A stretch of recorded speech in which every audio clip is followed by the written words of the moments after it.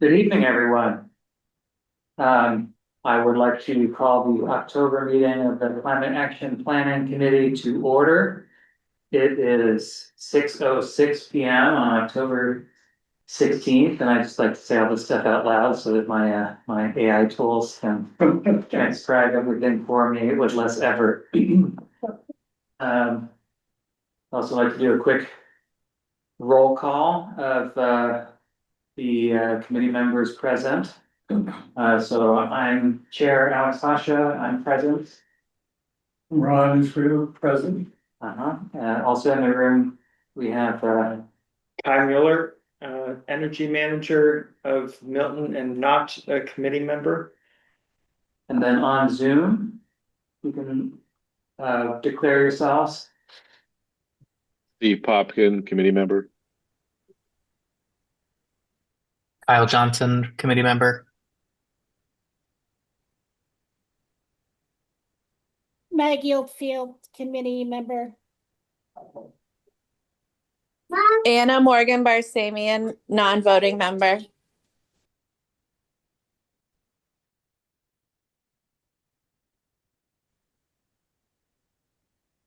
Okay, and Kim Johnson is present, but can't get her audio to work at the moment. Wonderful. Good to see you all. I'm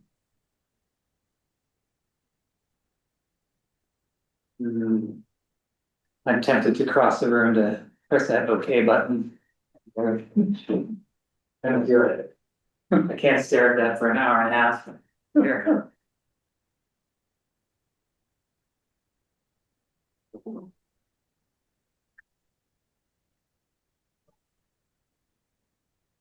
All right. So,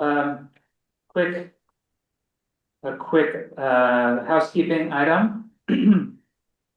The first item on the agenda is to vote to approve our meeting minutes from the September 11th meeting. And a point of order, I don't know, Maggie, I know you tend to abstain for approving minutes when you were not present. But we have a bare quorum here. Does anybody know if we can approve meeting minutes if Maggie abstains? I have no idea. Well, why wouldn't you be able to? Because you could have a number of people abstain and still have a quorum for the running the meeting. You need a majority to vote yes for something to go through. I'm not gonna worry about it. Let's approve the minutes, and then I will find out offline when I'm much more intelligent. If the vote was valid, and if we have to review it some other time, we can review it some other time. So did everybody have a chance to review the minutes, and are there any corrections or additions? Okay, so seeing no discussion, I'll entertain a motion to approve the minutes. I move that we approve the minutes. Okay, Ron Israel's moved to approve the minutes. Do I have a second? Second. Kyle Johnson seconds. Roll call vote. So Steve Popkin, Approve. Yeah. Maggie, Same. Kim, Approve. Kyle, Approve. Ron, Approve. Alex approves. So probably approved. Wonderful. Okay, now we can be a little more relaxed. We have mostly discussion items on the agenda for this evening. And next up is an update from our energy manager, Kai. Please take the floor. So, as you know, Milton is green community, and I'm in the process of completing the annual report for the Green Community Program.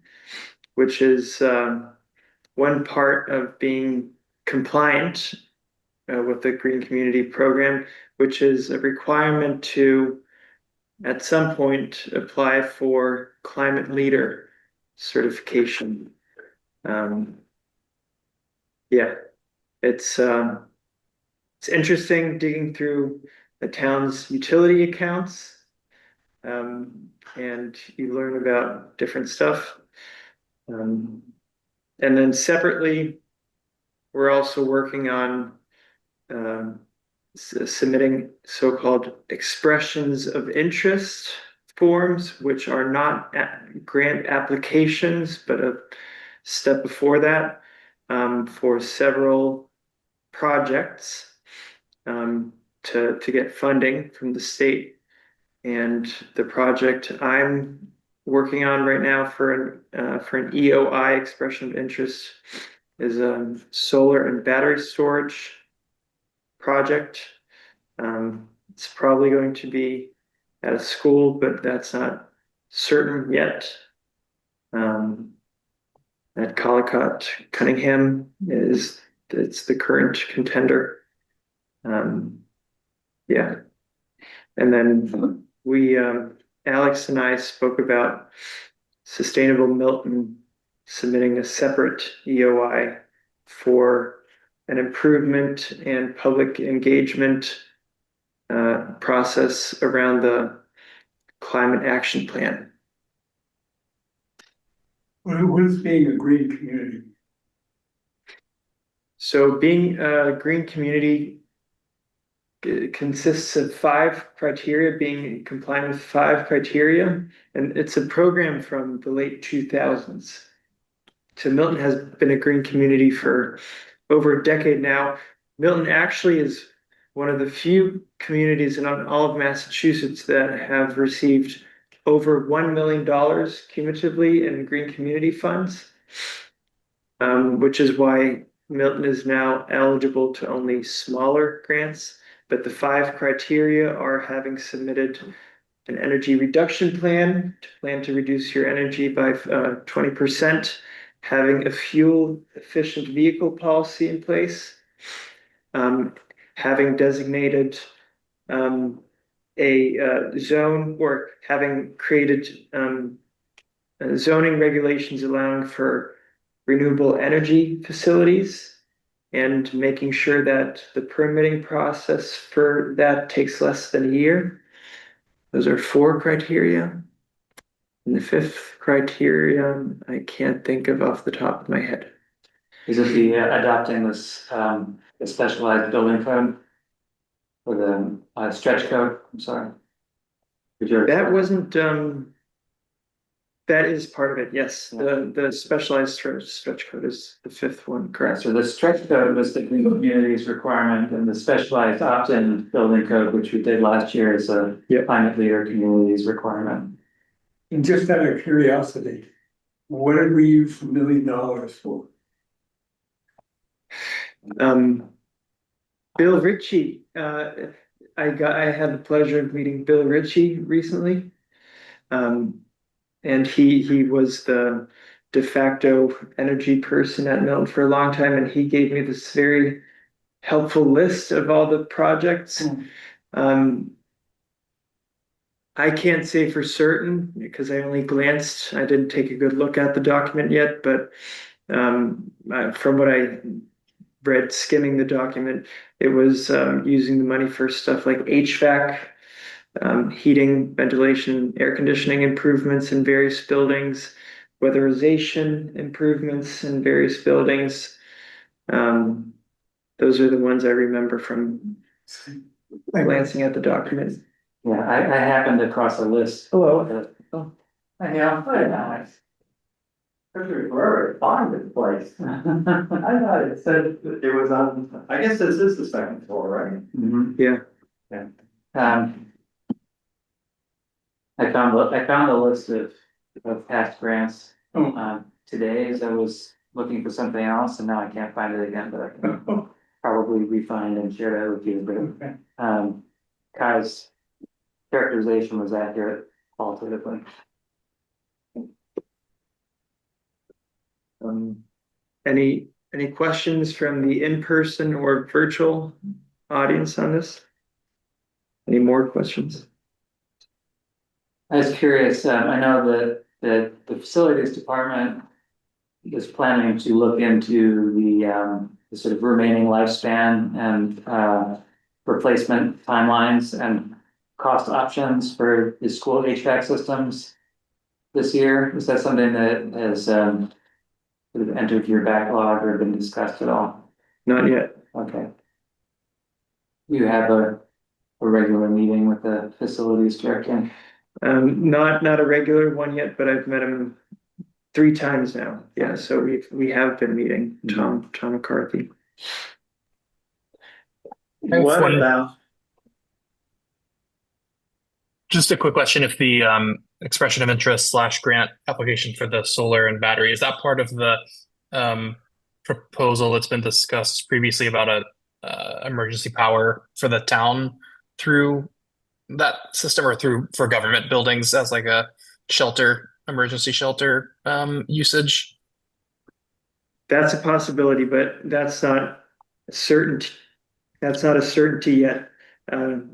I should say that I've been with the town for only a bit over a month now, and I understand that the official designation as an emergency shelter carries, I think, a lot of weight. So, yeah, it would enhance the grant application, but I'm not sure. I haven't read into much about what different emergency shelters there are in place already, and whether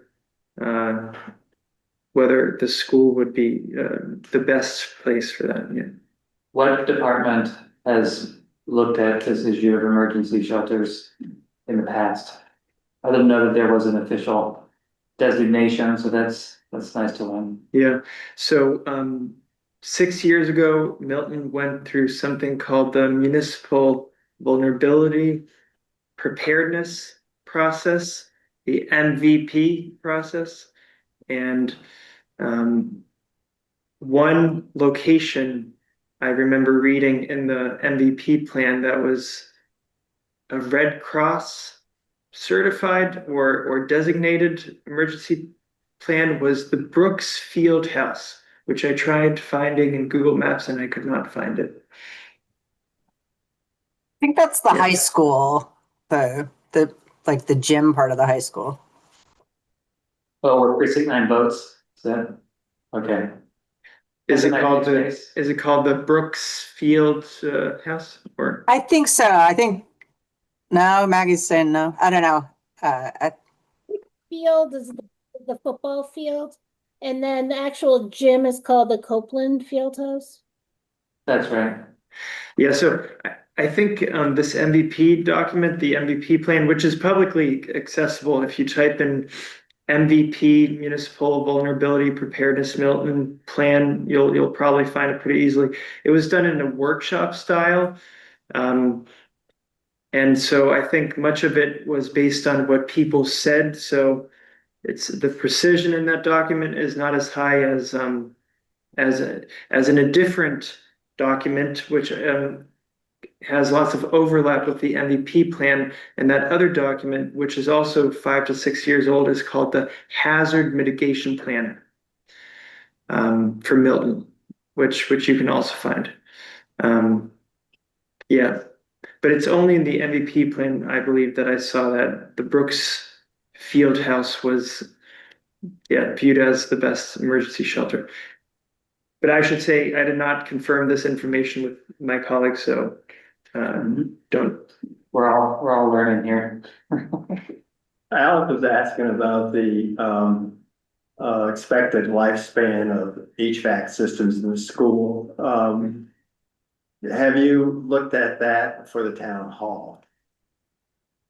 No, but I should say that Eversource, as our electric utility, they offer a free study, from what I understand, called the Portfolio Prioritization Plan, and that's something I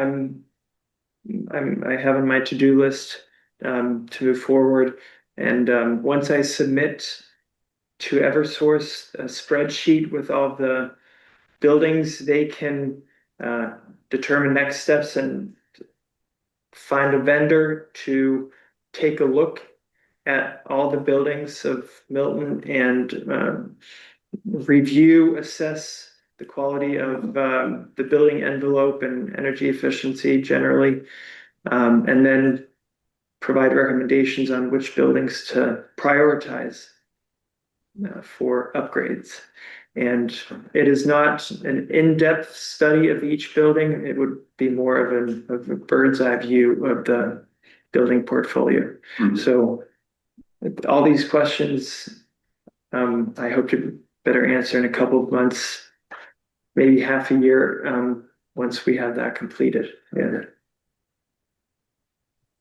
That sounds like it would have a lot of overlap with the building decarbonization roadmap study. I'm not saying it would be identical, but Yeah, just redundant in parts at least.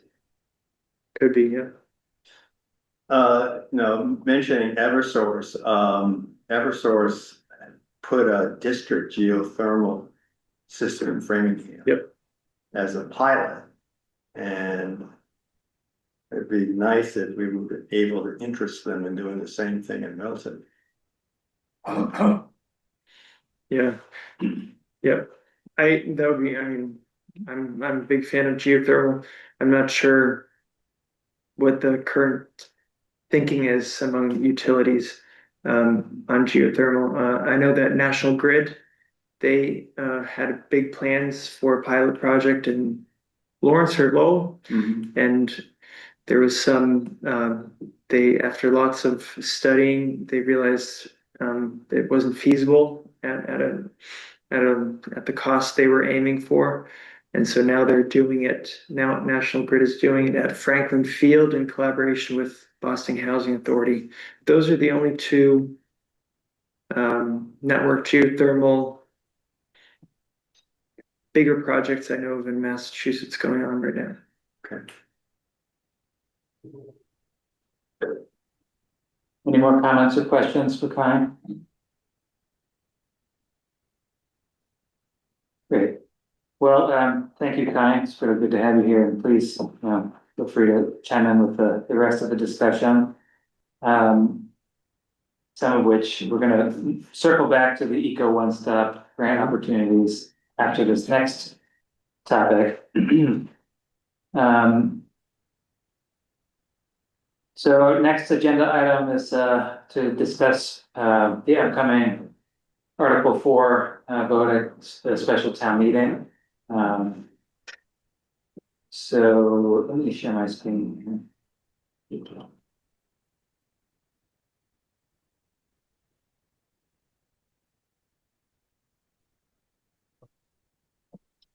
here. So for those joining us for the first time or who haven't watched the recordings of our last few meetings, over the last few months, this committee's been developing this article to bring to the town meeting that starts October 27th, that will establish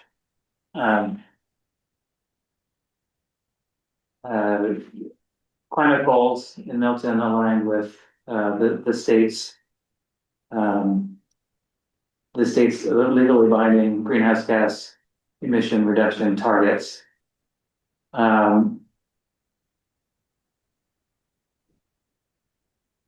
So sorry, I'm trying to that's not gonna work. Okay. So now the article's finalized, it's been added to the warrant. And the warrant committee voted to recommend that town meeting approve the article. With we had in our last meetings, we've removed some of the extra language that provided context from the body of the article itself, and that's been added back in, at least in part, in the warrant committee's report recommending adoption of the article. And what I wanted to use this time with you all for is just to discuss what, if anything, feel we should be doing between now and town meeting to set this article up for success. Any support or concerns that you've heard in the community regarding this? I can tell you that I have worked with Sustainable Milton to develop a webpage with some more detailed context on where this article came from and the, our rationale for bringing it forward and why we think it's good for the town. I have a one-page flyer that put together with help from a really talented graphic designer, a burgeoning graphic designer at the high school, that have been distributing on social media and sort of in person. And I have a date to speak to the green team at Fuller Village Friday of next week. It's probably other things I or we could be doing, but that's my update. Any comments? You make a presentation at the town meeting. Yes, my expectation is that the chair of the committee that sponsored this article, I'll be able to speak for 10 minutes to make the case for it. And I also plan to have that flyer available on the table as town meeting members enter. So it's got a QR code so they can get from the flyer to the webpage that has more information. And I've reached out to the moderator about distributing those materials in advance by email, possibly. I have not heard back yet. Would be to town meeting members, I assume. To town meeting members, yeah. Is it a majority vote at the town meeting? Yeah, it passes by majority vote of town meeting members, and it's a non-binding advisory resolution. So it I think expresses the will of the town. It leaves town staff and leaders sort of full flexibility to figure out how to work towards the goals. It does satisfy a requirement for that we have a few remaining requirements for climate leader community certification. It would satisfy one of them. I'm getting the flyer up on the screen here. Alex, is there, are you aware of any particular sentiment among the town meeting members? Or have you reached out to anyone that have greater influence in how those votes go?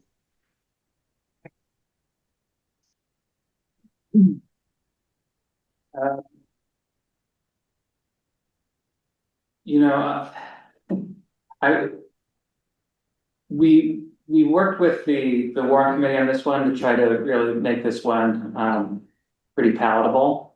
I think my experience doing this last year with the building code, there were much clearer arguments against that needed to be that we anticipated and needed to have a response to.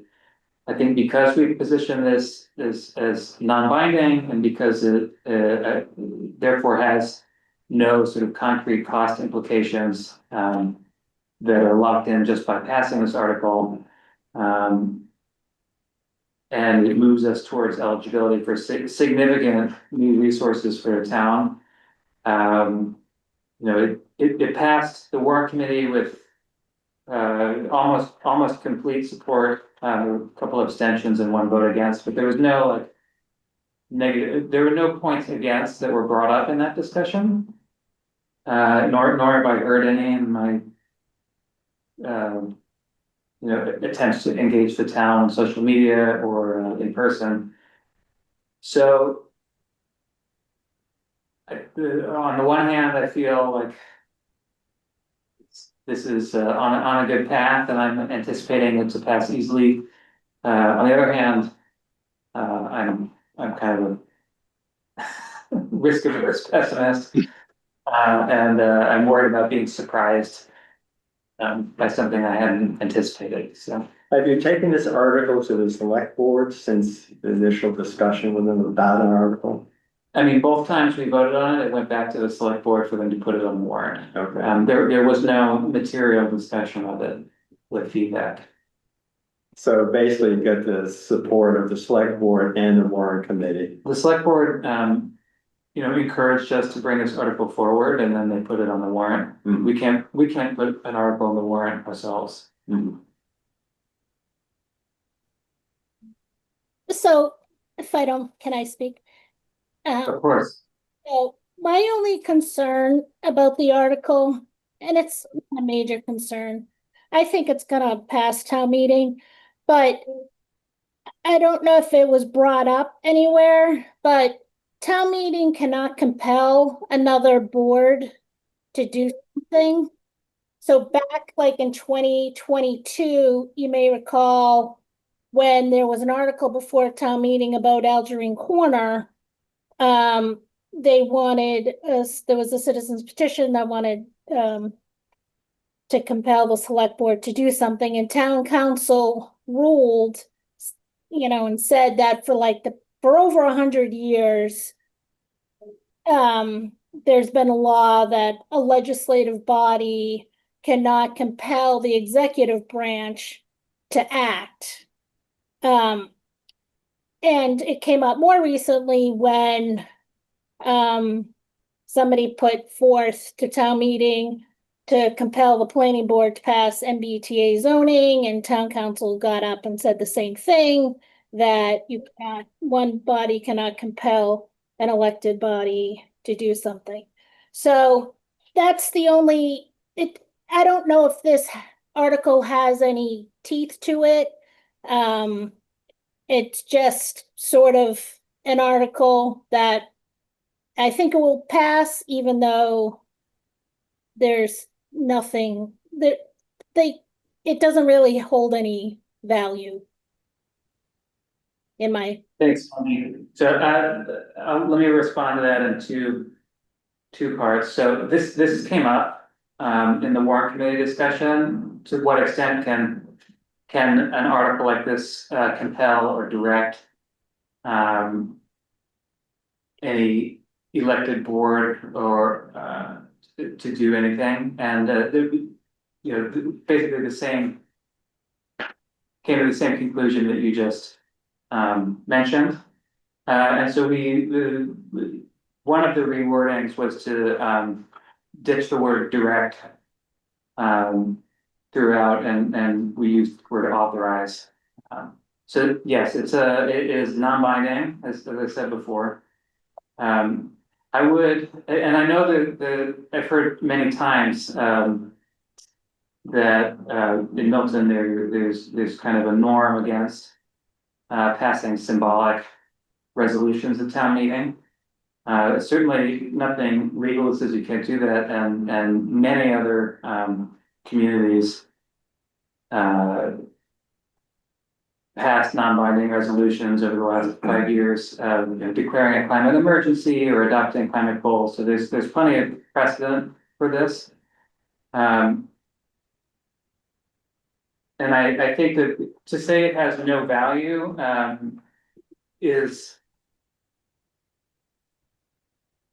I think a little too strong because strategic clarity and an expression of the approval of residents that through their elected town meeting representatives does matter to town leaders and town staff who, just from my experience working with town staff over the last few years, there's a lot of things that are within their discretion day to day. But I think an appropriate caution about using that discretion to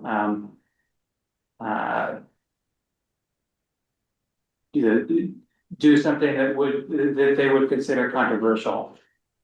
And so I think having a clear expression of support from town meeting will clarify those sort of discretionary decisions for town staff, but anything that is sort of financially material enough that it would need to come to town meeting still needs to come to town meeting. So we're not pre-committing to big future investments, which I think would make this a much harder discussion and not where I wanted to start us off. Does that make sense?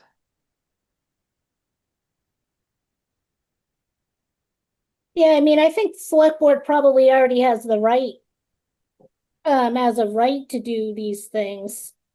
So I don't think they necessarily need town meeting support, but I where you're coming from for it. But I think they already have the right to do it.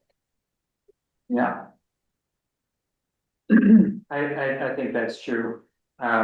So very tangibly, passing this, I think, just validates the hard work this committee's been doing. The town still wants it. I personally want to know that.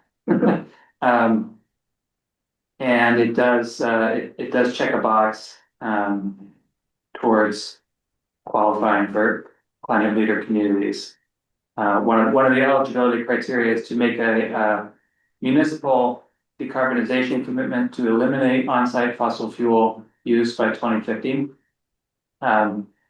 Which sounds stronger than this to me, but the agency that validates whether a town has met these eligibility criteria is the Department of Energy Resources, DOER. So I been in touch with our liaison there, who verified that this article language will satisfy that requirement. Well, no, just getting, I guess, to the point of what is the value of this article. And I think very simply stated, it simply aligns the town with the state's legislative goals regarding climate change. I can imagine maybe a town meeting member who's doesn't believe in climate change or is reluctant to commit any resources towards climate change. My question, the 30% reduction target by 2030, and if someone was to ask, well, how will you measure that? And is that achievable for the town? That might be a hard question to answer. That's a question that came up at the warrant committee as well. So yeah, the state goal is a 50% reduction from 1990 levels by the year 2030. 50%. And emissions have come down from 1990 levels already, so I think it was something like 38%.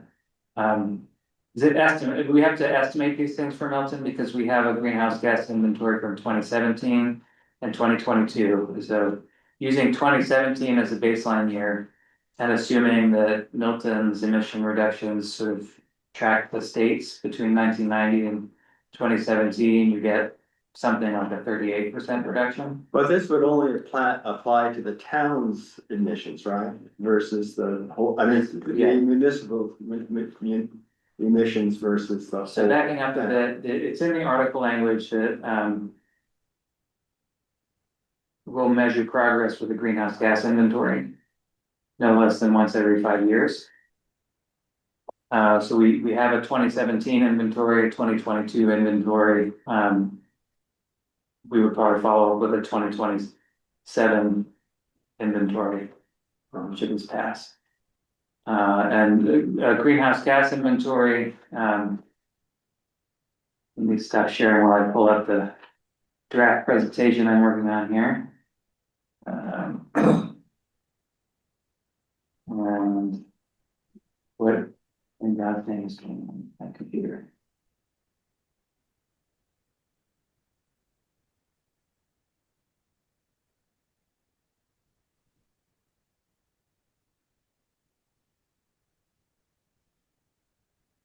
Okay.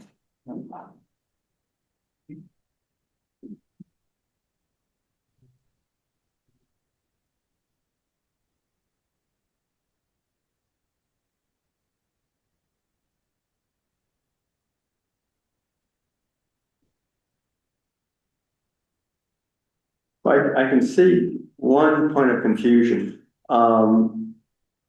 The climate leadership community designation applies only to the municipal buildings, the facilities, correct? Also vehicle. And vehicles, yeah. It's a municipal, Whereas, this article, I guess, would apply to the whole town? Or am I reading that? the goals apply to townwide emissions. Okay. Who conducts the inventories? Let me get that up on Zoom here.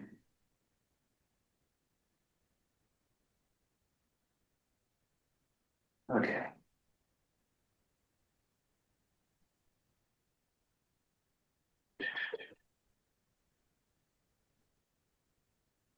So in the 2017 and 2022 inventories were completed by the consultants that we were working with when we first formed in 2023.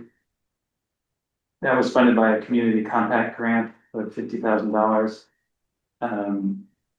And that wasn't the entire scope of the grant, but within that grant, they did greenhouse gas inventories for 2 years. And that is a standardized process. So the greenhouse gas protocol is the accepted standard for accounting for emissions based on data sources like utility bills, fuel purchase records, etc. So it's a data gathering exercise that gets fed into kind of standardized spreadsheet and analysis tools to produce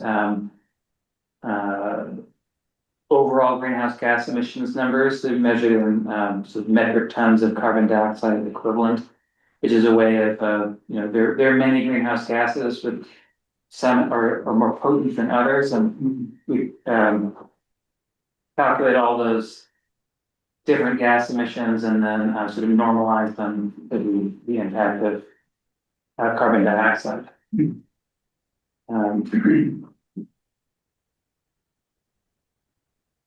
So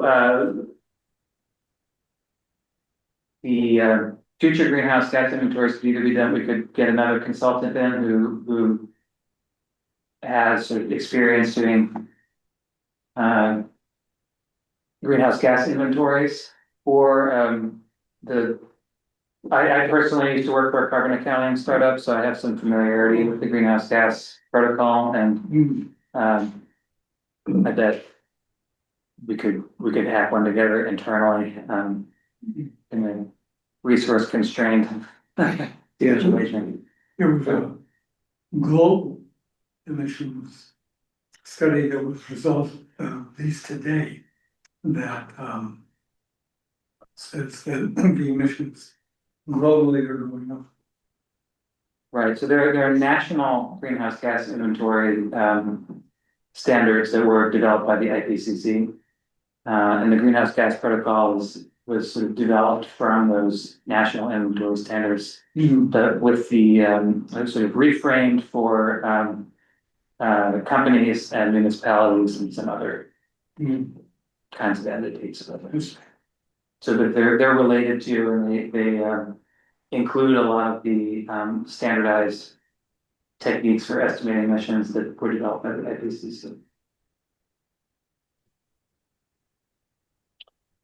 So you said, Well, people will wonder, like, Yeah. is 2030 realistic? yes. I think that's a non sequitur, but we certainly need to be prepared to answer that question. What- Come up?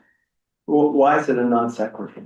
So, even, and this, I'll tell the story in my presentation, but the nature of Massachusetts legally binding emission reduction goals is that it directs state agencies to do things like make plans and monitor progress. And you know, if and in my opinion, when they miss the 2030 target, to hold themselves accountable and make plans to address the deficiency. And so basically there's no fines, nobody's going to jail when Massachusetts doesn't hit that 2030 target. And I wouldn't be surprised if at some point they get adjusted to make them achievable again. And so the wording of our article is to adopt goals aligned with the state's goals. My expectation is that if the state's goals change, then so will Milton's. I would love to see the world hit these goals on time. I'm increasingly pessimistic about it personally. But I think nonetheless, the value of having goals is significant. In my corporate life, I remember working on a sort of big, hairy project that my team leaders were calling the October Challenge. We started the project in June, and we were going to get something done by October. And we did. We got it done by October of the following year. And everybody was, chortling that we did it. We finished the October Challenge by October. Nobody said which October. And so it had value as a motivation that if we just said we'd like to do this, but we're not gonna make any commitments as to when, then things just sort of drag along as a nice to have forever. If you put a deadline on it, even if you end up having to move that deadline back, I think it motivates progress much more effectively. And that's why I think symbolic resolutions, even if they don't have sort of concrete teeth, they're still a lot better than doing nothing. That's my answer. Well, Focus on, because this article, if you take me for an example, I would, as a town meeting member, be like, oh, well, it doesn't really matter which way I vote on this. But it actually does, to your point, because it does check boxes that lead us to further down the road. So even though it could be symbolic, and I think you need to reassure people and convince people that it's more than just symbolic, even though the select board as of today could do all this because they have the right to do it. We need it for, X, Y, and Z reasons. You need to convince me why it's important when legislatively it's not really important. Do you understand what I'm? Yeah. yeah, Alex, instead of saying it's a non sequitur, I think I would state it as an aspirational goal for the state and also for the town, but not a hard commitment that we'll get there. Just to try to dispel people's anxiety that would suddenly trigger all types of, expensive expenditures that, Right. We might not be able to afford as a community. Yeah, I don't understand where Maggie, you're far from the only person I've heard this from. This idea that if something's symbolic, it's pointless. We spend a lot of time as a culture fretting over symbolic actions, right? And I think they do influence behavior, which is ultimately what we're trying to do here. So I think it makes a huge difference if town meeting, if a strong majority of town meeting rejected this article, I don't know, would that impact how you did your job? You know, that's a leading. I don't know if question I will have to answer that. Yeah, that's a leading question for you. Well, I'd be terribly discouraged. It would make a difference, right? Yeah. So, and I think likewise, if a strong majority of town meeting, approves this, the message I would receive is, yes, people do think that doing something about, climate change is important.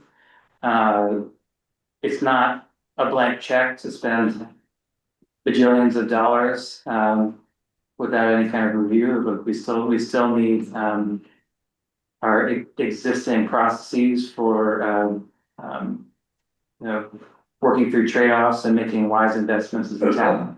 But that strategically, this is an aspirational goal that there's majority support for. I mean, I think it's gonna pass town meeting, don't get me wrong.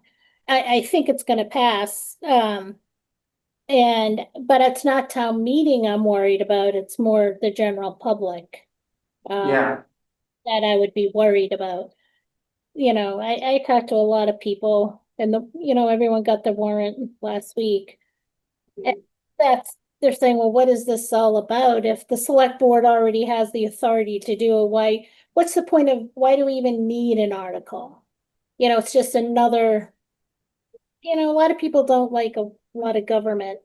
But that's why I think it's important to say why it's needed. It's to check a box and allow us to apply for grants, even though we don't have to do it, there's reasons to do it. yeah, and that is the argument. Yeah. And the big picture, I hope that we'll be back at town meeting, and elected boards with other sort of specific actionable recommendations, on a regular basis over the coming years, but rather than trying to sort of bundle it all together and shove it down the town's collective throats all at once, I think, take things one sort of easily understandable piece at a time. And hopefully, raise awareness that this is happening. It's also an opportunity to educate the town as to what the state's goals Yeah. are too. So this isn't, it's Maggie, the fact that you're having these conversations with folks is in itself an opportunity, right? I think it gets us on the sort of the topics of discussion agenda. And we gotta take advantage of that. It is very, very challenging. I've been trying to do this for several years now. Like, how do you spread the word that something's being worked on that might impact people's lives? And spread it widely enough so that people don't feel blindsided when it finally sort of comes up for a vote or a decision has been made. So I think we've structured this so that it is sort of another ping on people's radar that, oh, this kind of stuff is happening, and if I'm worried about it, I should pay attention, without it being something that I think might upset a lot of people.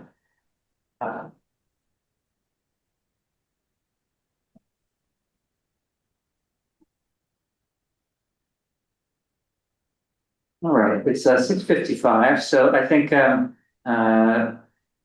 unless there are objections, I would like to move us on to the next agenda item, which is the Eco One-Stop Grant Opportunities. So I sent an email out about this, and Kai mentioned it in his report at the beginning.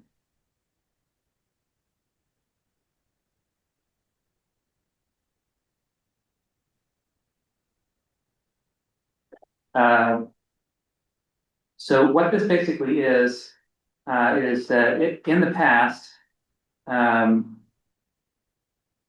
the Executive Office of Environmental Affairs had a number of distinct grant programs that all had their own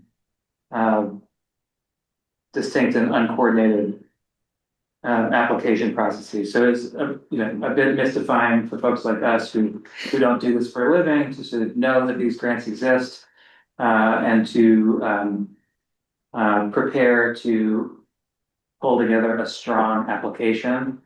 At the right time, we've missed tons of application deadlines. And now that we're as a town eligible for these again,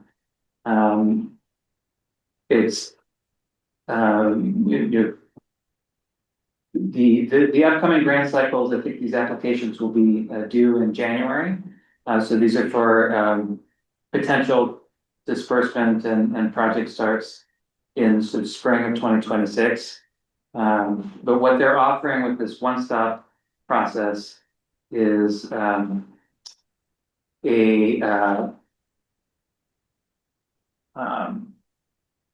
unified intake process where we could submit sort of these expressions of interest aren't full grant applications, but they get you to sit down and sort of think through what is the project that you'd like to get funding for that you have in mind, and then staff at EEA will review those and schedule meetings with the applicants to advise them on which grant program is the best fit for the concept, what recommendations they would have about strengthening the application and so on. To sort of give you a sort of preview round so that when it comes time to actually apply, you don't waste your energy doing something that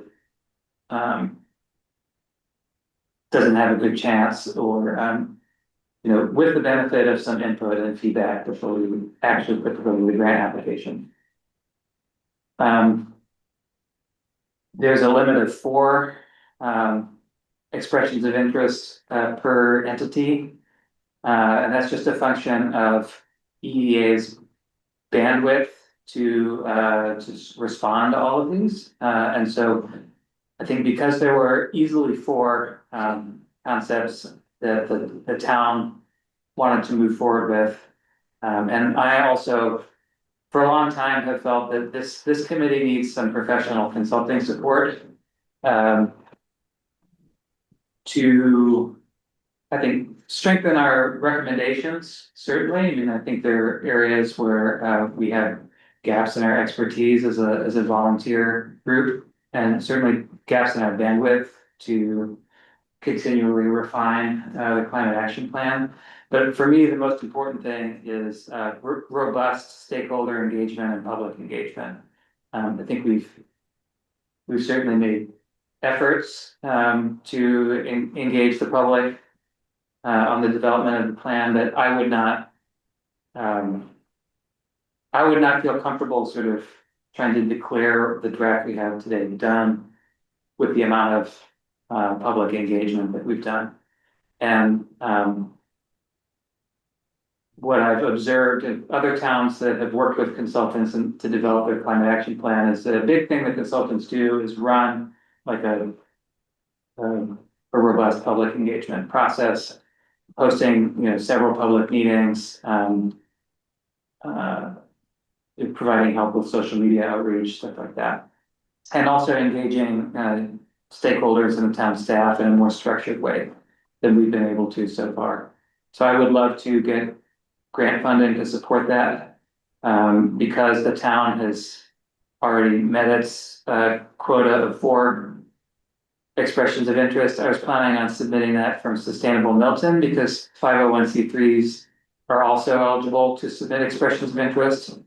I'm not sure whether Sustainable Milton could actually submit the grant application, but there's no limit on the number of grant applications. So if it needs to come from the town later on, I think that we can still do that. Ron, did you want to share anything? You were thinking about submitting one as well? Yeah, is there room to do that? Sustainable Milton might be able to submit another one. Well, I just volunteered to submit one for the work that the conservation subgroup has been doing, including, basically would be for R&D support to conduct a study of the impact of the tree stock in the Blue Hills on climate and the impact of the Neponset River Valley, Neponset River Valley's valley on climate, on how climate affects property along the banks of the Neponset River. So, yeah, I was thinking of fashioning a proposal around those things. I haven't talked to Maggie yet about this, my co-leader on conservation group, but that's my thought, but I need to hear if we should go ahead. So I don't think I have bandwidth to help with it, but if you can pull something together, for me to look at before the deadline's October 28th, Correct. next Tuesday. No, No, the Tuesday after Right. next. yeah, It's a pretty short application. It's, I mean, like 6 or 7 sort of substantive questions about the project. Oh. Many of them are limited to 150 words or less. So really like big picture. okay, And I think this EEA cooling corridors program includes, has been used for things like tree planting. And there's, is there evaluation criteria, or what do they? so I mean, I think part of the idea of this is that you don't really have to know, if it's a good fit for one of these programs, like you could submit the idea and then they'll tell you. And if it's not a fit for any of these, then that's the most efficient way to find out, I think, rather than you personally trying to read the criteria for these 8 or 9 grant programs. So, yeah, my feeling is it's okay to make mistakes, and sorry, who was that? Yeah, that was just, sorry. So I'm glad you pointed out that cooling corridors program. So has the town applied for that? Because that seems to me in line with their tree planting, the shade tree committee. Do you know if Yeah, they applied for that? I don't know, I've been in touch with the Shade Tree Committee, and they are, I don't know if they've applied for that, but I do know that they're in some kind of in-depth discussion with the town about getting increased allocation of funding for shade trees. And they feel pretty confident about that. But I don't know about that specific application. I can ask them. Because if the town doesn't want to pursue that, if I heard you correctly, Alex, a nonprofit could. And I'm wondering if you recall for the Milton's 350th anniversary, there was a big push to fund the town with trees, and I think they raised quite a lot of money for it. So I'm wondering if the town has exceeded their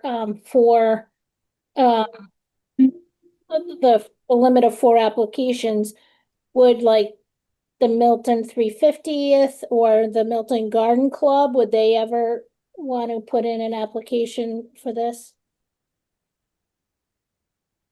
If the town, Right, if the town's not so, that particular.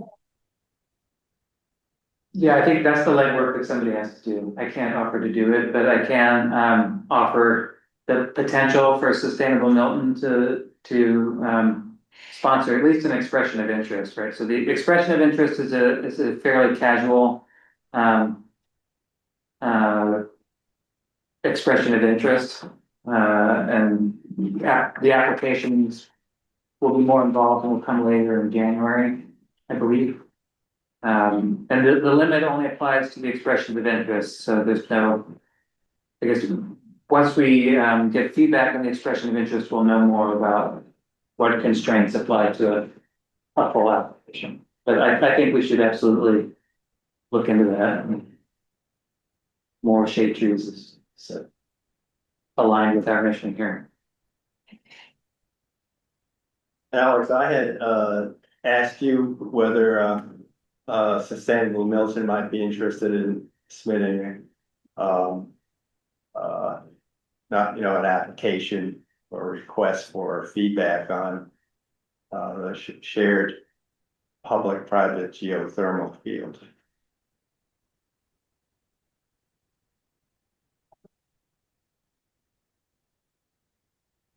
I think I'd give you the same answer I gave Brown, which is I don't have the bandwidth to write up the answers for the EOI form, but if you want to do that, I'd have to look at it with you and run it by Sustainable Loans Board. What do you? Yeah, I'd be happy to do that. Sure. Yeah. I mean, do you think it's appropriate? Number one. What I like about this expression of interest process is I feel like it's okay to submit something that ends up not being a good fit for any of these grant programs. They're trying to make it easier for people to access these grants by offering to give you feedback on your idea. And if the feedback is your idea is never going to fly with any of these, then you know that.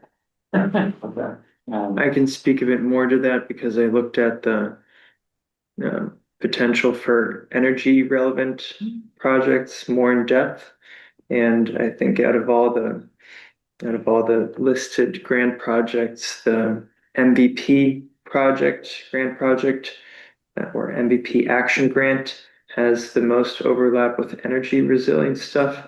And what they say is that any expression of interest around an energy resilience project couldn't restrict itself only to a feasibility study, but it would have to aim for a feasibility study plus the actual implementation.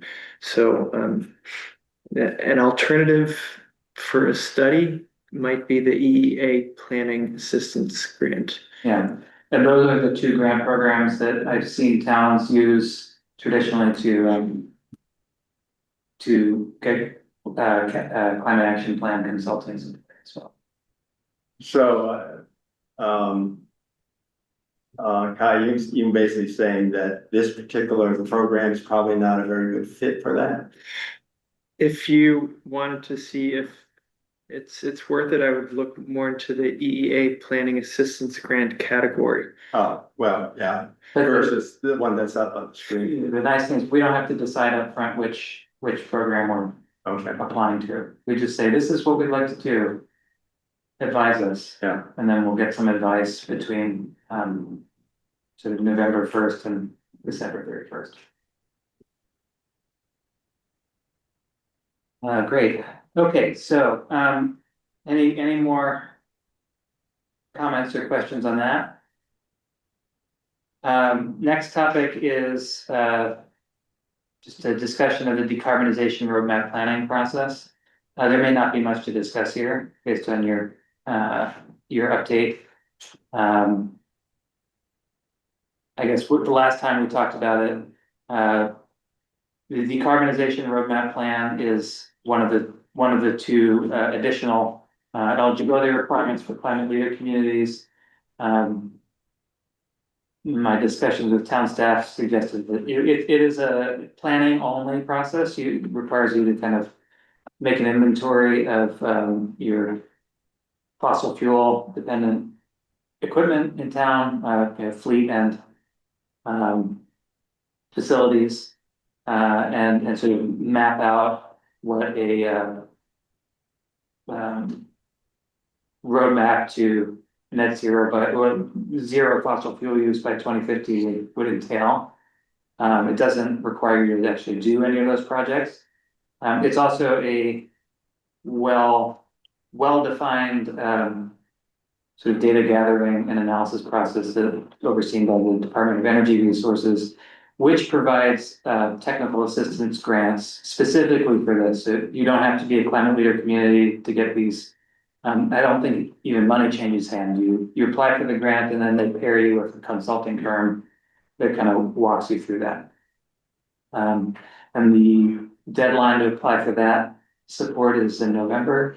November 28th, I believe. Right, and I think the intention is to apply for that.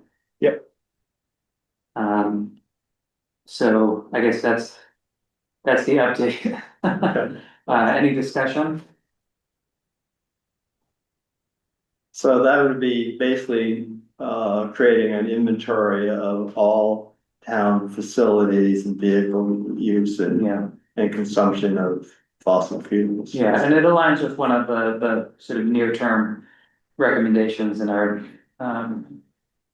the building section of our draft plan. That they should, if we worded it differently, and I may update that wording to emphasize the alignment with this, but we were recommending also doing some capital planning for it, but I do think cost estimates are part of the decarbonization roadmap process. I'm not sure. Not sure. And Guy, what kind of help do you need in that process? Is there anything that committee members could do to assist you or not? So far I haven't been able to think much about the municipal decarbonization roadmap application process because I've been focusing on getting data for the green communities reporting. So I appreciate the question, but I can't answer that yet. Yeah, feel free to reach out to us as soon as anything comes up. thank you. All right, next item on the agenda is working group updates. Are there any? Anybody want to say anything at all? I've spoken to members of our working committee, and rather than have a meeting, each of them is going to refine their proposals and focus on fleshing out the 2-year action plans that we developed. And this proposal that you just spoke about, and then we should be ready to do something. And one of the questions I had was, at some point when we get past this state grant program, will we get back into looking at the 2-year action plans in the climate action plan and begin to implement them? If there's some thought of doing that, or we just could let it be? So I'll say for my part, I've always been most personally interested in the buildings and energy pieces of the plan. And I'm prioritizing my personal bandwidth for this kind of work to move that forward in the best way I know how. And that's what we all have to do. Yeah, but I'm saying within the whole committee, I think we're divided, working, each of us is working on one of the four goals of the climate action plan? And each of those subcomponents, I remember, has a 2-year action plan. So I do remember that you're focused on buildings, and I've been working on conservation, someone else is doing transportation, and they all have these action plans that we put together. So at some point, I'm assuming we'll get back to working on those. Right, I guess what I'm looking for from the committee is when I send out the draft agendas and Yeah. say, this is the draft agenda, please get back to me with your suggestions and additions, like put stuff on the agenda. I think we've gotten to a point where there's a bunch of stuff in there, and then it's a matter of sort of rolling up our sleeves and trying to push things forward and seeing where we're making progress and where we're not. You know, letting that feedback guide where we focus our energy after that. So I don't, yeah, I do worry, you know, I'm taking up a lot of oxygen by filling the agenda with the things I'm focused on. It doesn't have to be that way, but in the absence of assertive input from all of you, the agenda is gonna look like what I'm thinking about. Yeah, no, I think what we're working on now is really important. And we need to work through it, and it would be great to get this leadership grant. Yeah. All I'm saying is that it would be interesting to learn from the other people. Once we get past that, and maybe it's gonna take us another 6 months, just focused on this. Just seems that 6 months ago, we developed these plans. They each had action steps that we wanted to take. And so my question is, do we want to, as a committee, maybe this is too premature to ask. Maybe I should wait a couple more months, but it would be interesting to ask each of the people working on the different components what their plans are, or if they have any interest in moving forward on implementing the action plans. Yeah, so when I put working group updates on the agenda, it's what I'm. Absolutely.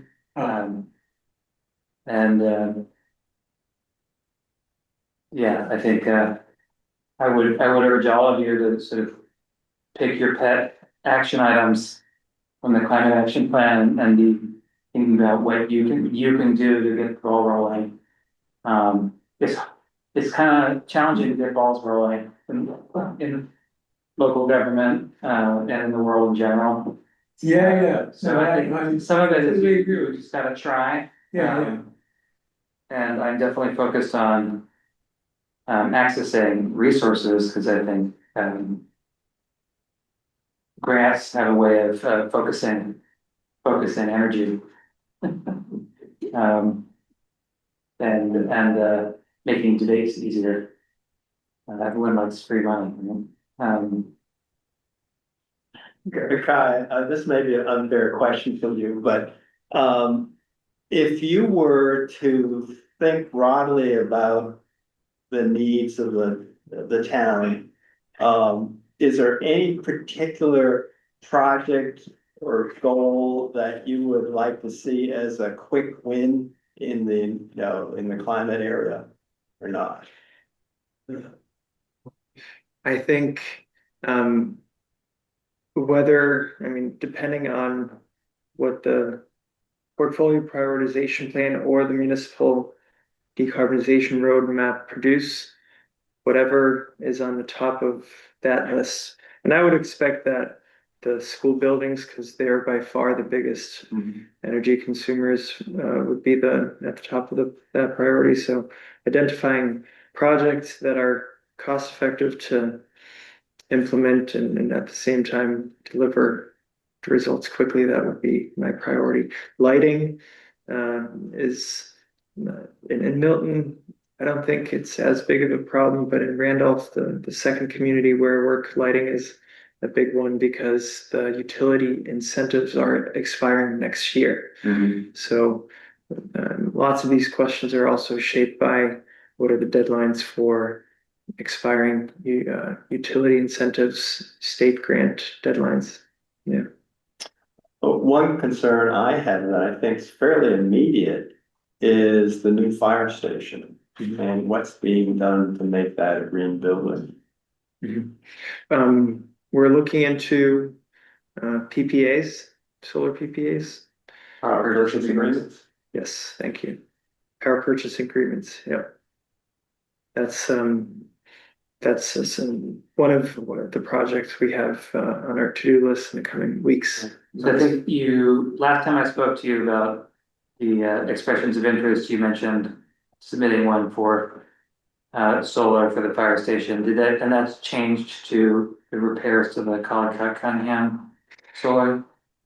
Yeah, the reason we're not aiming for the fire headquarters anymore is that the Eco One Stop grant program speaks about energy resilience in the form of not only solar, but solar and storage. And because the fire headquarters already has a backup generator, a new backup generator, it would make sense to install a new battery there for emergency storage, which is why we're looking into the Collicott Cunningham school. Although I'm still waiting to hear back if that already has a backup generator that is maybe old and needs replacing. Yeah, I will say, there's a great big diesel generator, by the door where I pick up my kids from after school. So At definitely. Collicott at Cunningham? Collicott, And does it look old?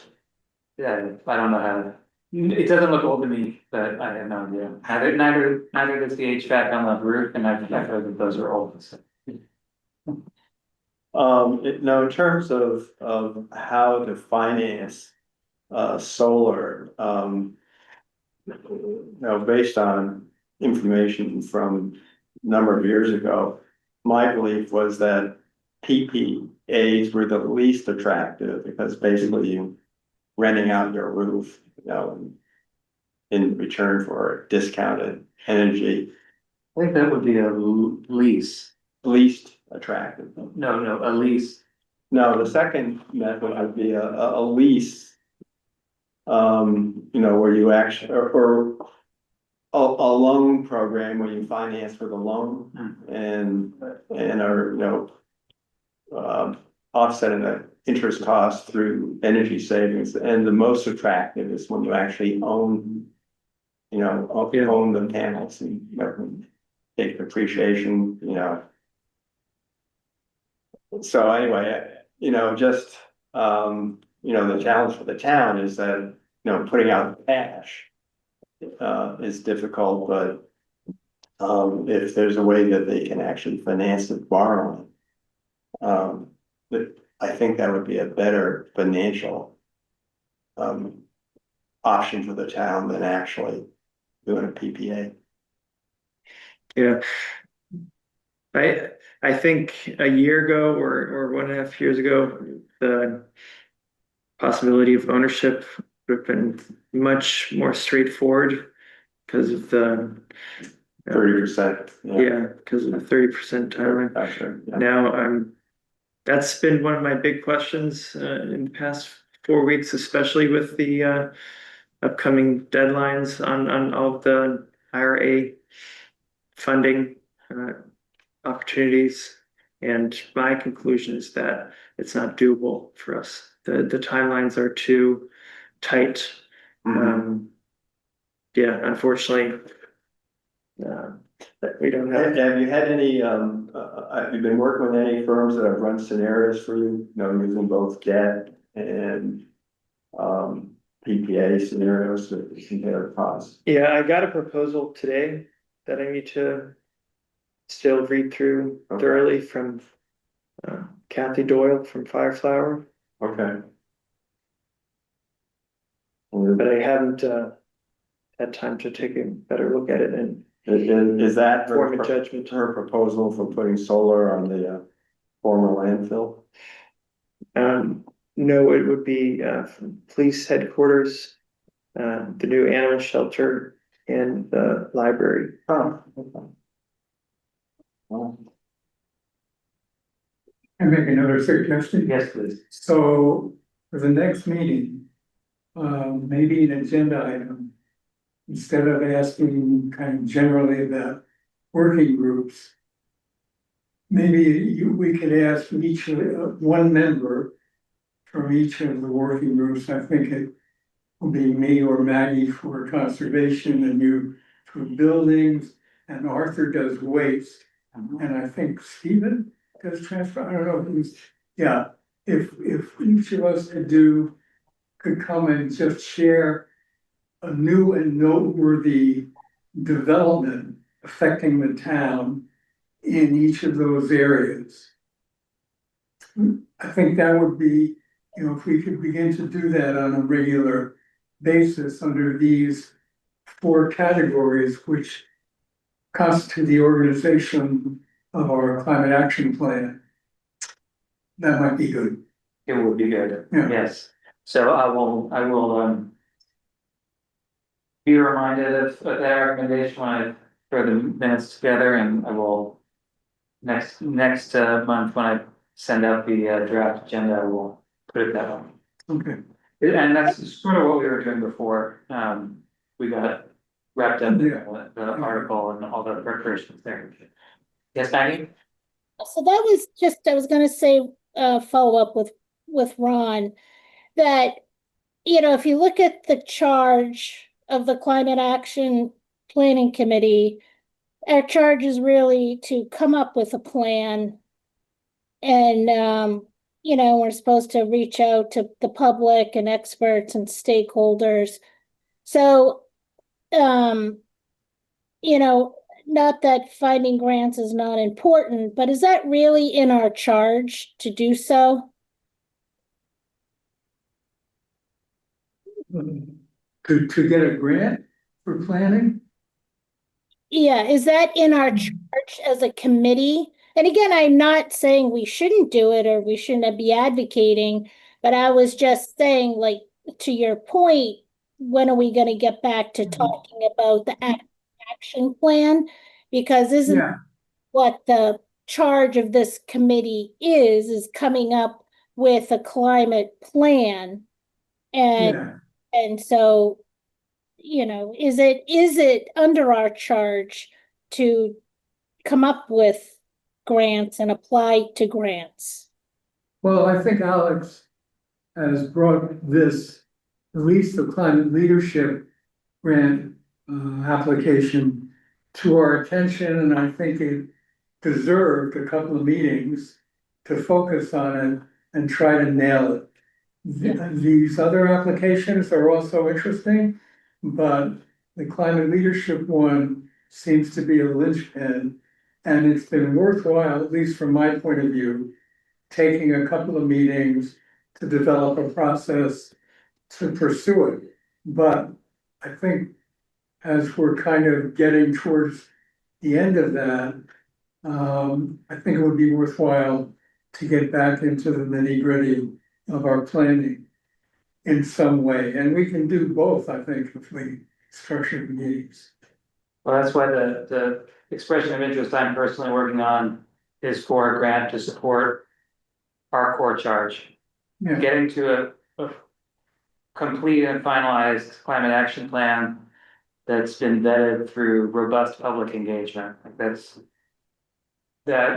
is very explicit in our charge that we need to consult with everybody you want to be consulted with.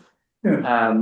I think that in the absence of consulting support, that has proved very, very difficult. Right. And the climate action plans that I have reviewed that were developed in partnership with consultants had much more robust public engagement. And then just from talking to people who've been through those processes, that's really the value that a good consulting firm will bring. They'll run a structured public engagement process, which I think we've struggled to do. Yeah. And the other ideas on the table, those are those sound good to me. Okay, yeah.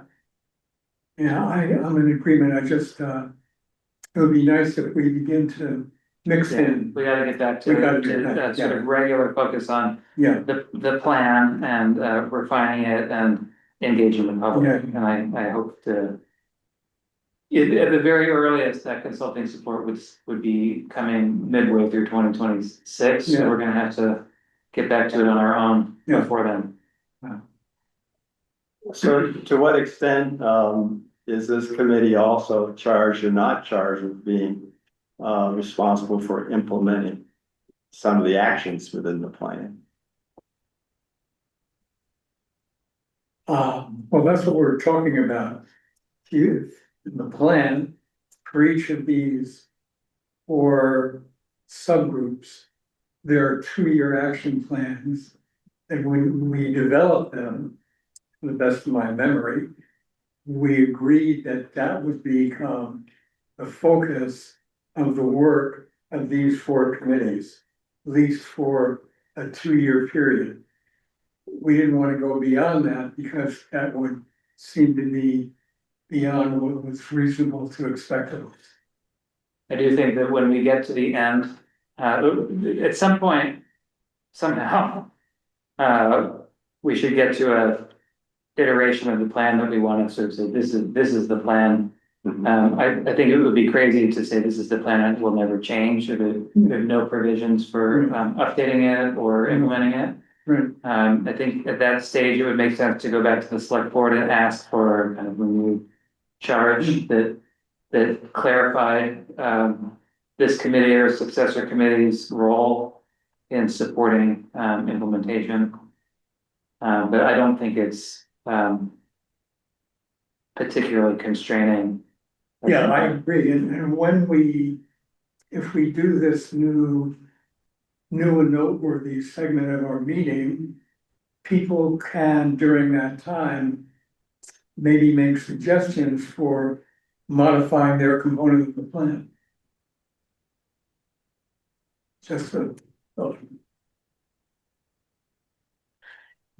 All right, folks, I have a 7:30 conflict that I'm trying to get myself to, so there's if there are no objections, I'll move on to the last agenda item, and this can be quick. Just a reminder, we have several open seats on the committee still. I think the ones that occupy most of my attention, Maggie, I'm glad that you're back with us, so that addresses the planning board seat. We have a representative of the school committee and a seat for a high school student. And that's a resident of Milton. They don't have to be a student at Milton High. I would love to fill those seats. I think that, because the schools are the sort of largest emitters among municipal facilities, and just an important demographic in our town. It would be great to fill those seats. I have been in touch with the science department at Milton High School in the last week to sort of remind them that this opportunity is out there, and I'm in discussion with the teacher who teaches the climate crisis class. She has 10 students. Our high school students are very busy, so I think it might take some creativity to sort of come up with a framing of it that would make sense for a busy high school student to devote some time to. Also, if any of you in your network know your folks, staff members at the schools, or folks who are particularly engaged with the schools who might be a good fit for this committee, feel free to, I strongly encourage you to reach out to them directly, or let me know about them, but you can definitely reach out to them directly. Alex, Yeah. does for a high school student, does volunteering on this or being part of this committee account for can they collect volunteer credits? They have to collect so many a year, I think.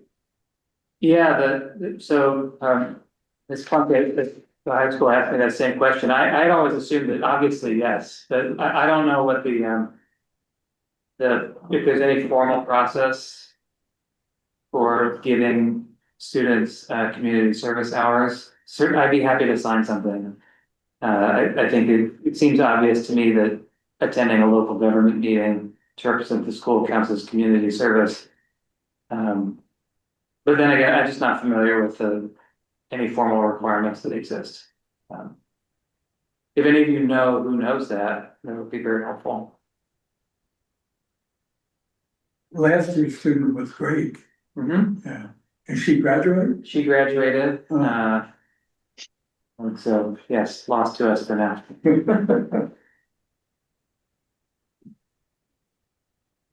Okay, any Any final comments? Hearing none, I will entertain a motion to adjourn for the evening. I move that we adjourn. Ron Isbro moves to adjourn, any second? Second. Thank you, Steve. Okay, all in favor, say aye. Aye. Aye. All opposed? Seeing none opposed, this meeting is adjourned.